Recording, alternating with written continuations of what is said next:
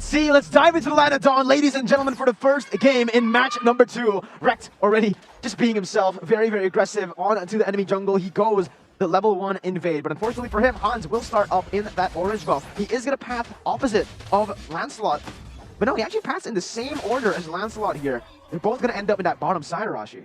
Well, if that does happen, right, GEEK has the advantage of having Schwan on that Grok, and he is already roaming to try and make an impact on the skirmish about to break out at the purple buff. Rekt, as always diving in, looking for that early game pressure, using this mashup pick to its full potential, and of course, GEEK is a bit slow in reacting.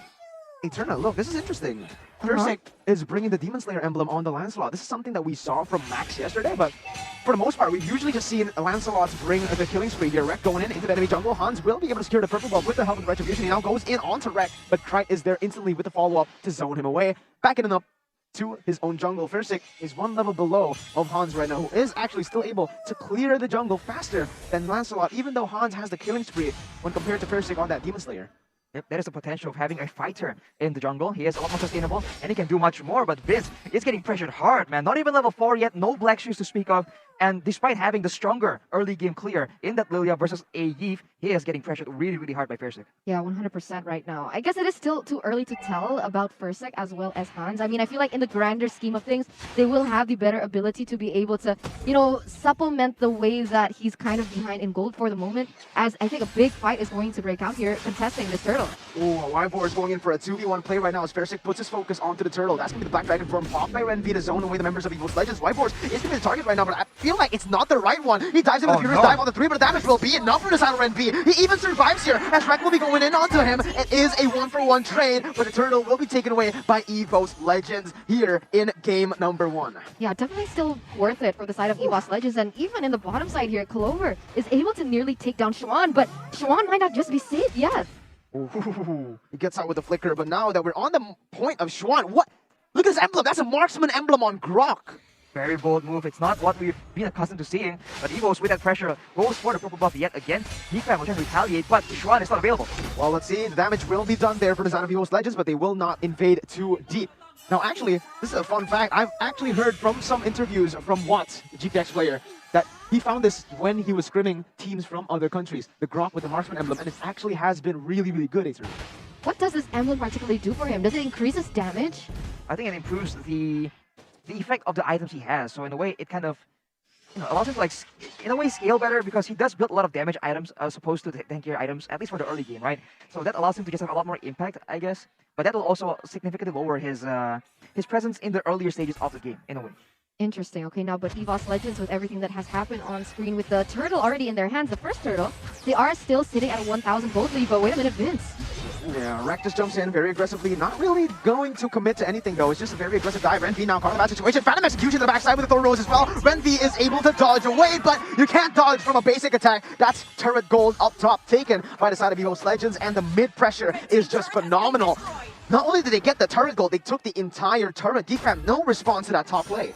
I love this because EVOS Legends, they're holding the early game pressure. D-Roth wins in lane against the Yuzong, so they are particularly leading in a way. And even if it all goes down towards the late game, the Alice has just kept on scaling and is still stacking in a sense. So the damage is going to be insane later on, especially when her items start to go crazy. Yep, this is just how it is when you go up against a Masha. You use all your resources to try and get a punish onto the Masha player, but it doesn't matter because 3 HP bars, right? The turtle actually will be contested, but it will be secured by Persik as GEEK has struggled to find an answer. Because as we said earlier, due to the emblem, Schwan really isn't winning as hard as he could be in this early game against Alice. It's difficult, right? Because usually when we see GEEK being the stronger one in the matchup, they usually hold the early game. But unfortunately, the way that EVOS Legends is playing is that they're actually denying all that potential coming in from GEEK. I mean, look at this, look at the map. And now at a 3,000 gold lead, and Rekt until now is still able to put so much pressure onto the members of GEEK. So much pressure indeed, and look at the invades always by Persik. He's always in the enemy jungle trying to steal any creep that he can find. Clover, he's been relatively safe here in the bottom side. He's been scaling so well. A 3.8k gold, I guess, that he's been able to develop from the early game, Arashi, with that Clock of Destiny already. Already a Clock of Destiny scaling towards that late game, where Schwan has the VOD though. Right now, Renvi will be the target, but the Black Dragon form does not... Okay, it will be able to save his life, but he has to actually be smart about how he uses this Black Dragon form, because this is like twice where he's used it and, along with the real manipulation from Krite, but he hasn't stopped that ultimate. Whoa, Clover overcommitting might be onto that turret right now. The turret will be taken down, but Rupture goes over Circling Eagle onto Clover, flickers out, and there you go. He dodges everything. Schwan wasn't able to get the wild charge flicker combo. Beautiful read by Clover. Wow. That was like next level, 2 steps ahead type of play. That was insane. And as that was happening, EVOS Legends has actually been able to get a turret in that top side because they aren't able to be disciplined. GEEK aren't disciplined in their wave clear. It's just difficult, man. EVOS has always been well known to play the macro game really well. The wave manipulation has been great, and the real manipulation has been such a problem for them right now. If they want to, they can go for a decisive fight, because with so many fighters, they have the advantage if they can jump all the way towards the back line. But if EVOS Legends can stop them in their tracks, this is not looking like a good fight for them. Whoa, Rek jumping in onto Vince. He still has the Black Dragon form. There you go. Not Black Dragon form, Black Shoes, my bad. He will pop it. And that's an important pick off the abilities. Renly, he goes for the Furious Dive, and the Petrify, but the damage will not be enough to take anyone down. I was questioning the engage, but now I am sure of it. Fiercely wreaks havoc to the backside. Clover jumps in. A double kill for the baby Tiger, and Clover picks up another. That is a 5-man... What? I don't even know what to call it. It's just a wipe out for EVOS Legends. How did GEEK fam let that happen in the 7th minute of the game? Well, that was huge, Arashi. They just have so many fighters. They want to make sure that when they make that engage, right, everything needs to work out as planned. Right there, Renly goes in, and they weren't able to actually have any kind of meaningful follow-up, and that allows EVOS Legends to just aggressively counter-engage, and they have nothing left to deal with it. 8K gold lead in 8 minutes. Arashi, this has just been a stomp so far. And you're invited, Arashi. Oh, you're invited. Right. Not just you though, everyone. Wait a minute, Wild Charge is going to be there. He knocks right away from the team with the wall now. As that's going to be the Black Dragon form, jumping to the backside. The damage will be enough for the side of Faray to zone him away. Furious Dive going to finally be able to take Krike down. The passive is healing him up, but the damage from the backside. Rex and Whiteboards just wreaking havoc onto that back line. GEEK fam, even in a 4v2 situation up top, they weren't able to get the victory. It's another 2-for-1 for the side of EVOS. Oh, gross, and even Guardian Helmet, Arashi, has been secured by Rex. And what does this mean? That means he's going to regen even more, and his damage that scales off his max HP will also be more potent. This is a difficult spot, man. That Masha does fall off a bit if she doesn't get snowballing, but with 1 kill and 7 assists, Rek is doing very, very well, and he is a big issue for any kind of squishy member on the side of GEEK fam. Vince being pressured like that means that he can't effectively provide the DPS that GEEK fam needs to take out the BPM members from EVOS Legends. Oh no, Hans, he's all alone up top. He gets cancelled. His recall is no longer here. Rek jumps in. The Phantom Execution will be able to execute him up top. Again, they're making these split push movements without any setup, Arashi. They're up there. Meanwhile, EVOS Legends nowhere to be seen on the map, but they're still overextending up top. 9,000 gold lead, guys. 10,000 gold lead for the side of EVOS Legends. And the issue is, EVOS Legends, they're just going to keep on scaling, especially with the Alice on Clover. She's stacking so beautifully. Look at that KDA 304. It's going to be very difficult to put her down.